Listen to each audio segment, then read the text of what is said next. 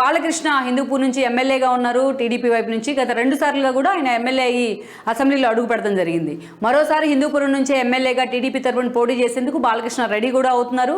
ఆయన ఒకవైపు సినిమాల్లో బిజీగా ఉంటే వాళ్ళ వైఫ్ ఎవరైతే ఉన్నారో ఆయన వైఫ్ వసుంధర పూర్తి స్థాయిలో కాన్స్టిట్యున్సీలో పలు అభివృద్ధి కార్యక్రమాల మీద కూడా ఆమె ఫోకస్ పెట్టారు. సో నెక్స్ట్ అటు హిందూపురం ఒకటే కాదు, రాయలసీమ బాధ్యతలను కూడా, రాయలసీమ పార్టీ ప్రచార బాధ్యతలను కూడా బాలకృష్ణ తీసుకోబోతున్నారని ఒక సీరియస్ చర్చ అయితే జరుగుతోంది. త్వరలోనే తన సినిమాలన్నీ కూడా, షెడ్యూల్ ఇచ్చిన సినిమాలన్నీ కూడా షూటింగ్స్ కంప్లీట్ చేసుకొని బాలకృష్ణ పూర్తి స్థాయిలో రేపటి ఎన్నికల మీద ఫోకస్ చేయబోతున్నారన్న ఒక వాదన అయితే టీడీపీ నుంచి ఆ లీకులు కూడా వస్తున్న పరిస్థితి కనిపిస్తోంది. ఇక మరోవైపు మనం చూసినట్లయితే ఈరోజు హిందూపూర్ అనేది మనం డే 1 నుంచి చెప్పుకున్నట్లయితే హిందూపూర్ కాన్స్టిట్యున్సీ ఏర్పడినప్పటి నుంచి కూడా అది టీడీపీకి ఒక కంచుకోట్లాగా ఉంది. అక్కడి నుంచి ఎన్టీఆర్ సాక్షాత్తు ఆ టీడీపీ పార్టీ ఫౌండర్ ఎవరైతే ఉన్నారో తారక రామారావు, నందమూరి తారక రామారావు, ఆయన అక్కడి నుంచి పలుసార్లు హిందూపూర్ ఎమ్మెల్యేగా రిప్రజెంట్ చేశారు. ముఖ్యమంత్రిగా కూడా అక్కడి నుంచి రిప్రజెంట్ చేస్తూ కూడా పనిచేశారు. ఆ తర్వాత చూస్తే ఆ ఫ్యామిలీకి ఆ సీటు ఒక కంచుకోటగానే మారింది. ప్రత్యేకించి రాయలసీమ జిల్లాలో యాక్చువల్గా మనం ఎన్టీఆర్ చూసినట్లయితే ఆయన కృష్ణా జిల్లా నిమ్మకూరు, అటు రాయలసీమతో పోలిస్తే నిమ్మకూరుకి ఎలాంటి సంబంధం లేదు. అయినప్పటికీ కూడా హిందూపురం లాంటి ఒక బీసీ ఓట్ బ్యాంక్ కూడా అక్కడ ఎక్కువే అని చెప్పాలి. ముస్లిం మైనార్టీలు కూడా అక్కడ ఎక్కువ ఇన్ఫ్లుయెన్స్ చేస్తారని చెప్పాలి గెలుపు ఓటములు. అలాంటి సీట్ నుంచి ఎన్టీఆర్ ఎమ్మెల్యే కావడం, పలుసార్లు ఆయన ముఖ్యమంత్రిగా రిప్రజెంట్ చేయడం జరుగుతూ వచ్చింది. ఆయన తదనంతరం ఆయన కొడుకు హరికృష్ణ కూడా అక్కడి నుంచి కూడా ఎమ్మెల్యే అయ్యారు. సో ఒక మాటలో చెప్పాలి అంటే ఈరోజు అనంతపురం జిల్లాలోని, ఉమ్మడి అనంతపురం జిల్లాలోని హిందూపురం అనేది ఈరోజు ఆ ఫ్యామిలీకి ఒక సాలిడ్ ఫ్యాన్ బేస్తో పాటు సాలిడ్ ఓట్ బ్యాంక్ ఉన్న సీట్గా మారిందనే చెప్పుకోవాలి. గతంలో ఏదైతే హరికృష్ణ తదనంతరం అబ్దుల్ గనీ లాంటి వాళ్ళు అక్కడి నుంచి రిప్రజెంట్ చేయడం జరిగింది. ఎమ్మెల్యేలుగా టీడీపీ వైపు నుంచి వాళ్ళ అసెంబ్లీలో కూడా అడుగుపెట్టారు. బట్ ఎప్పుడైతే బాలకృష్ణ పూర్తి స్థాయిలో పొలిటికల్ అరంగేట్రం చేయాలి అనుకున్నారో, పూర్తి స్థాయిలో పొలిటికల్ అరంగేట్రం అంటే అంతకుముందు ఆయన గతంలో తన తండ్రి పదవీచ్యుతుడైన ఎపిసోడ్లో ఆయన చంద్రబాబు వైపే నిలబడ్డారు ఆ రోజున. ఆ తర్వాత రోజుల్లో ఆయన టీడీపీతో చాలా క్లోజ్ అసోసియేట్ కొనసాగారు. 2009 లాంటి ఎన్నికల సమయంలో పార్టీ కోసం గుంటూరు వేదిక యోగార్జున లాంటి సభలను కూడా ఆయన ఇనిషియేట్ చేశారు. పలు మహానాడు వేదికల మీద కూడా బాలకృష్ణ తన పార్టీ వాయిస్ వినిపిస్తూ వచ్చారు. అయితే అటు చూస్తే చంద్రబాబు నాయుడుతో ఆయన సన్నిహిత సంబంధాన్ని కూడా కలుపుకున్నారు. అటు బాంధవ్యాన్ని కూడా, తన కూతురు బ్రాహ్మణిని చంద్రబాబు నాయుడు ఏకైక వారసుడు లోకేష్కి ఇచ్చి వివాహం కూడా చేశారు. ఆ తర్వాత మనం చూస్తే ఆయన పూర్తి స్థాయి పొలిటికల్ ఎంట్రీ ఇద్దాము అనుకుంటున్న సమయంలో హిందూపూర్ని ఆయన లక్ష్యంగా చేసుకున్నారు. దానిలో భాగంగానే 2014లో రాష్ట్ర విభజన తర్వాత వచ్చిన ఎన్నికల్లో బాలకృష్ణ టీడీపీ నుంచి అఫిషియల్గా పూర్తి స్థాయిలో ఆయన పొలిటికల్ ఎంట్రీ ఇచ్చే ప్రయత్నం చేశారు. ఈ క్రమంలోనే హిందూపూర్ నుంచి ఫస్ట్ అటెంప్ట్లోనే బాలకృష్ణ గెలిచి అసెంబ్లీలో అడుగుపెట్టారు. అంతేకాదు ఇక మొన్నటి ఎన్నికల్లో 2019 ఎన్నికల్లో వైసీపీ చావో రేవో తేల్చుకోవాలని తలపడిన ఆ ఎన్నికల్లో టీడీపీ కేవలం రాష్ట్ర వ్యాప్తంగా 23 సీట్లకి మాత్రమే పరిమితం అవడం జరిగింది. ప్రత్యేకించి రాయలసీమలో ఎప్పుడూ లేని విధంగా గతంలో ఒక ఘోరమైన ఓటమిని అయితే టీడీపీ చవిచూసింది. కేవలం రాయలసీమ 4 జిల్లాల నుంచి, ఉమ్మడి జిల్లాల నుంచి కేవలం ముగ్గురు మాత్రమే ఎమ్మెల్యేలు అసెంబ్లీలో అడుగుపెట్టారు. అందులో కూడా ఒకటి చంద్రబాబు నాయుడు అయితే, మరొకటి బాలకృష్ణ, మరొకటి పయ్యావుల కేశవ్ ఉరవకొండ నుంచి. సో అలాంటి బాలకృష్ణ మొన్నటి కూడా భారీ మెజారిటీతోనే ఆయన అసెంబ్లీలో అడుగు పెడతాం జరిగింది. రేపటి ఎన్నికల్లో మరోసారి కూడా ఆయన హిందూపూర్ నుంచే పోటీ చేసేందుకు ఎలాగైనా సరే ఈసారి హ్యాట్రిక్ కొట్టేందుకు కూడా ప్లాన్ చేస్తూ ఉన్నారు. ఈసారి కనుక బాలకృష్ణ గెలిచినట్లయితే ఆయనకి చంద్రబాబు క్యాబినెట్లో ర్యాంకు కూడా ఖాయం, మంత్రి పదవి దక్కడం ఖాయం అనే ప్రచారం కూడా నడుస్తోంది. ఇదంతా ఒక ఎత్తు అయితే ఈరోజు హిందూపురం సీట్ అనేది ఎన్నో సంవత్సరాలుగా, గతంలో కాంగ్రెస్ ఉన్నప్పుడైనా, ఆ తర్వాత ఏదైతే వైఎస్ఆర్సీపీ, జగన్మోహన్ రెడ్డి వైఎస్ఆర్సీపీ పేరుతో 2009 నుంచి ఆయన హడావిడి చేసే ప్రయత్నం చేస్తున్న 9 తర్వాత పరిణామాల్లో. బట్ ఎప్పుడూ కూడా హిందూపురం సీటు మాత్రం వైసీపీ ఖాతాలోకి రాలేదు. అది ఆ పార్టీని ఊరిస్తూనే ఉందని చెప్పాలి. 2014లో బాలకృష్ణ ఓడించేందుకు జగన్మోహన్ రెడ్డి చాలా సీరియస్గానే ప్రయత్నం చేశారు. ఎప్పటి నుంచో కూడా అక్కడ కాంగ్రెస్ నేతగా నవీన్ నిశ్చల్ ఉన్నారు. నవీన్ నిశ్చల్ను ఆ రోజు బాలకృష్ణ మీద పోటీకి నిలబెడతాం జరిగింది జగన్మోహన్ రెడ్డి. ఎప్పటి నుంచో కూడా నవీన్ నిశ్చల్ అక్కడ స్థానికంగా కూడా ఆయనకి గ్రిప్ ఉంది, బాగానే మంచి లీడర్గానే పేరుంది. సో సోషల్ ఇష్యూస్ మీద కూడా ఫైట్ చేస్తారనే పేరు కూడా ఉంది. అలాంటి నవీన్ నిశ్చల్ను కూడా ఓడించి ఆ రోజు బాలకృష్ణ ఆ సీటుని కైవసం చేసుకోవడం జరిగింది. అయితే ఆ 5 ఏళ్ల కాలంలో బాలకృష్ణ అక్కడి నుంచి పలుసార్లు హిందూపురం సమస్యలను అసెంబ్లీలో హైలైట్ చేయడం కానీ, పలుసార్లు పార్టీ ఇష్యూస్ని అసెంబ్లీ వేదికగా రైస్ చేయడం కానీ చేస్తూ వచ్చారు. ఇక అలాంటి బాలకృష్ణకు మొన్నటి ఎన్నికల్లో కూడా అక్కడి నుంచి టికెట్ లభించింది, మరోసారి గెలిచారు. అయితే మొన్నటి ఎన్నికల్లో కూడా జగన్మోహన్ రెడ్డి బాలకృష్ణకి చెక్ పెట్టే విషయంలో, హిందూపూర్ నుంచి ఆయన గెలవనీయకుండా చేసే విషయంలో చాలా ప్రయత్నాలే చేశారు. ప్రత్యేకించి ఇంటెలిజెన్స్ ఐజీగా పనిచేసిన ఇక్బాల్ ఉమ్మడి రాష్ట్రంలో, సమైక్య రాష్ట్రంలో ఆయన గతంలో చంద్రబాబు నాయుడు దగ్గర కూడా పనిచేశారు. అలాంటి ఇక్బాల్ తన రిటైర్మెంట్ తర్వాత వైసీపీ జెండా కప్పుకునే ప్రయత్నం చేశారు. పేరుకి ఇక్బాల్ది కర్నూలు అయినప్పటికీ కూడా బాలకృష్ణ ఆయన హిందూపూర్ పంపించడం జరిగింది. గత ఎన్నికల్లో మనం చూసినట్లయితే 19 ఎన్నికల్లో అతి కీలకంగా వైసీపీకి మారిన ఆ ఎన్నికల్లో ఇక్బాల్ వైసీపీ నుంచి పోటీ చేశారు, బట్ బాలకృష్ణ టీడీపీ నుంచి పోటీ చేశారు. అలాంటి ఒక టఫ్ సిచ్యువేషన్లో, ఒక టఫ్ కండిషన్లో కూడా బాలకృష్ణ ఇక్బాల్ను ఓడించి అసెంబ్లీలో అడుగు పెడతాం జరిగింది. సో అప్పటి నుంచి కూడా ఇక్బాల్ ఒక సంవత్సరం పాటు ఆయన పార్టీలో కూడా ఇనాక్టివ్గా ఉన్నారనే చెప్పాలి. ఇక అటు నవీన్ నిశ్చల్ కూడా ఇక్బాల్ ఎప్పుడైతే ఓడిపోయారో అప్పటి నుంచి నవీన్ నిశ్చల్ కూడా హిందూపూర్లో యాక్టివ్ అయ్యారు.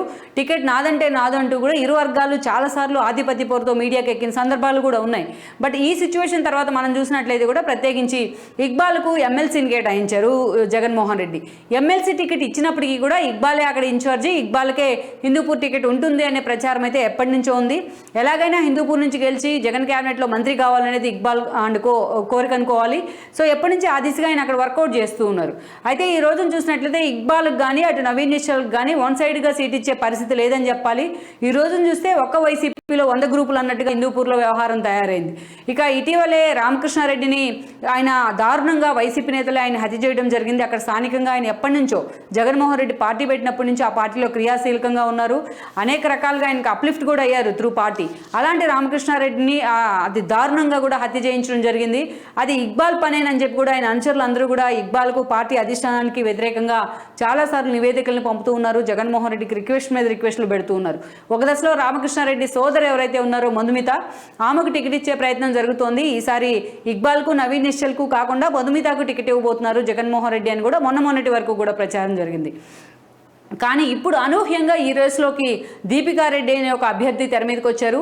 ఇటీవలే జగన్మోహన్ రెడ్డి ఎమ్మెల్యేలతో కూడా ఆయన భేటీ కావడం జరిగింది. ఆయన వర్క్షాప్ సమావేశాన్ని కూడా నిర్వహించారు ఎమ్మెల్యేలతో.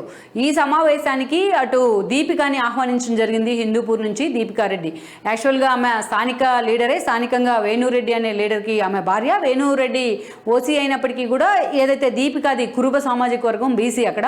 సో అలాంటి దీపికను అక్కడ అభ్యర్థిగా నిలబెట్టాలని కూడా జగన్మోహన్ రెడ్డి ఆలోచన చేస్తున్నట్టు వార్తలు వస్తున్నాయి. యాక్చువల్గా ఈరోజు హిందూపూర్ కాదు, అనంతపురం నియోజకవర్గానికి, అనంతపురం జిల్లా మొత్తానికి కూడా అబ్జర్వర్గా ఈరోజు ఇన్ఛార్జి మంత్రిగా పెద్దిరెడ్డి రామచంద్రారెడ్డి వ్యవహరిస్తూ వస్తున్నారు. సో అలా పెద్దిరెడ్డి రామచంద్రారెడ్డి శిష్యుడిగా వేణురెడ్డికి పేరుంది. ఈ క్రమంలోనే పెద్దిరెడ్డి రామచంద్రారెడ్డి ఈరోజు దీపికారెడ్డిని అక్కడ అభ్యర్థిగా సెలెక్ట్ చేశారనే వాదనలు కూడా ఉన్నాయి. ఈ వ్యూహంలో భాగంగానే ముందుగానే ఇక్బాల్ ఎక్కడా కూడా అడ్డుపడకుండా ఇక్బాల్కి ఎమ్మెల్సీ అనౌన్స్ చేశారన్న వాదన కూడా ఉంది. బట్ ఎప్పుడైతే దీపికారెడ్డిని జగన్మోహన్ రెడ్డి పిలుచుకొని మరి అక్కడ ఇన్ఛార్జిగా, అక్కడ సమన్వయకర్తగా తన మీటింగ్లో కూర్చోబెట్టుకున్నారో అప్పటి నుంచి కూడా ఈరోజు వైసీపీలో మిగతా గ్రూపులు అన్నీ కూడా జగన్మోహన్ రెడ్డి నిర్ణయం మీద ఫైర్ అవుతున్న పరిస్థితి. ఈరోజు ఇక్బాల్ వర్గం అయితే తమ బల నిరూపణ చేసుకునేందుకు కూడా ఇప్పటికే జగన్మోహన్ రెడ్డిని అపాయింట్మెంట్ కూడా అడిగారు ఆయన అని కూడా చెప్తున్నారు. అయితే ఇప్పటికే 3 సార్లు అపాయింట్మెంట్ అడిగినా జగన్మోహన్ రెడ్డి ఇక్బాల్ అనే టీంకి అయితే అపాయింట్మెంట్ ఇప్పటిదాకా ఇవ్వలేదనే వాదన కూడా వినిపిస్తోంది.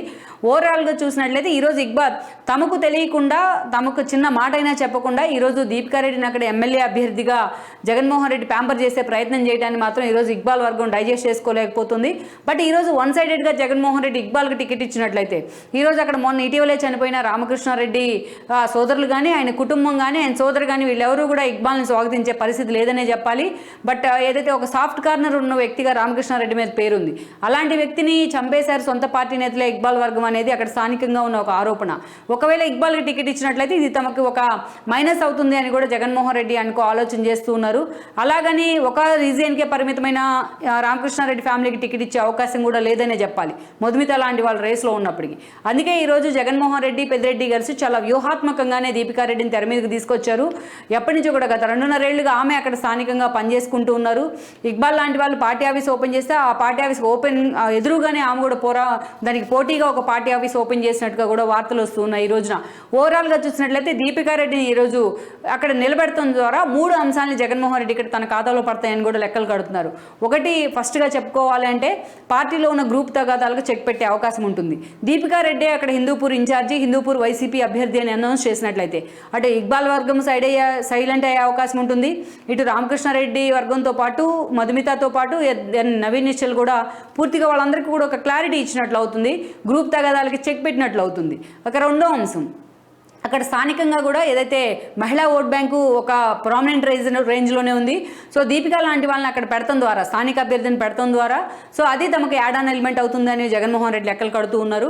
అండ్ దెన్ చాలా కీలకమైన 3వ అంశం, దీపికాది కురుబ సామాజిక వర్గం. వాళ్ళ హస్బెండ్ వేణురెడ్డి సామాజిక వర్గం అయినప్పటికీ కూడా దీపికాది కురుబ సామాజిక వర్గం, స్థానికంగా బీసీ కూడా ఆమె. సో అలాంటి ఒక నేతను అక్కడ మనం అక్కడ పెడతాం ద్వారా సో హిందూపూర్లో ఆ సామాజిక వర్గం అంతా కూడా ఏదైతే గతంలో ఎలా అయితే గోరంట్ల మాధవ్కి ఎంపీ ఎలక్షన్ గతంలో ఆ వర్గం అంతా కూడా ఎలాగైతే అండగా నిలబడిందో ఇప్పుడు దీపికకు కూడా అలాగా ఆ వర్గం అంతా అండగా నిలబడుతుందనే వాదన కూడా వినిపిస్తోంది. సో బాలకృష్ణని ఓడించాలంటే నందమూరి ఫ్యామిలీ సెంటిమెంట్ అనే ఒక నినాదాన్ని బ్రేక్ చేయాలి అంటే ఈరోజు అక్కడ సాలిడ్గా ఉన్న ఒక మహిళా అభ్యర్థి, ఒక యువకురాలుగా ఉన్న మహిళా అభ్యర్థి అయితేనే కరెక్ట్గా ఫిట్ అవుతుంది అని కూడా జగన్మోహన్ రెడ్డి లెక్కలు కడుతున్నారు. ఈరోజు పెద్దిరెడ్డి సూచన మేరకే ఈరోజు దీపికారెడ్డిని అక్కడ తెర మీదకి తీసుకొచ్చినట్లుగా కూడా ఈరోజు వార్తలు వస్తున్న పరిస్థితి మనకు కనిపిస్తోంది. మొత్తం మీద ఈ వ్యవహారం మాత్రం ఇప్పటికే ఆల్రెడీ వైసీపీ హిందూపూర్లో అనేక గ్రూపులు ఉన్నాయి. అలాంటి గ్రూపులో ఈరోజు దీపికా వ్యవహారం మరో గ్రూపును కూడా తయారు చేసింది. ఈరోజు మొత్తం మీద ఒక హిందూపూర్ టికెట్ కోసం 4 గ్రూపులు పోటీ పడుతున్న పరిస్థితి అయితే స్పష్టంగా అక్కడ మనకు కనిపిస్తోంది. బట్ ఇవన్నీ కూడా రేపు బాలకృష్ణకి గత ఎన్నికల్లో బాలకృష్ణ కేవలం 26-25 వేల మెజారిటీతో గెలవడం జరిగింది. బట్ ఈ గ్రూపులన్నీ కూడా వైసీపీలో పోటీ పడినట్టు టికెట్ కోసమో రేపటి గెలుపు కోసమో మరో సమీకరణాల కోసమో బాలకృష్ణకి రేపటి ఎన్నికల్లో 50,000 వరకు మెజారిటీ పెరిగిన ఆశ్చర్యం లేదని ఇంకో చర్చ కూడా నడుస్తోంది. ఓవరాల్గా ఈ పరిణామాలు ఎటువైపు లీడ్ చేయబోతున్నాయి పార్టీని కానీ అదేవిధంగా వైసీపీ గెలుపు అవకాశాలను కానీ అనేది కూడా మనం చూడాలి.